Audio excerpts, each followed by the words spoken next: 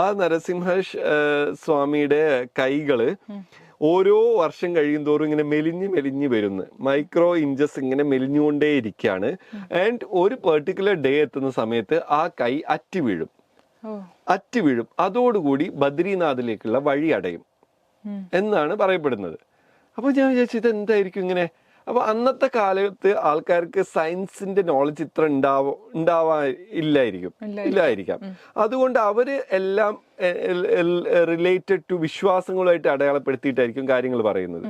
അപ്പൊ ഞാൻ ഇങ്ങനെ ആലോചിച്ചു നോക്കി ഇതിന്റെ സയൻസ് എന്തായിരിക്കും. അപ്പൊ ഞാൻ വിചാരിക്കുകയാണ് ഒരു പക്ഷേ ഒരു ഭയങ്കര ഹിമപാതം വരാൻ മതി ഒരു കാലം കഴിയുമ്പോഴേക്കും.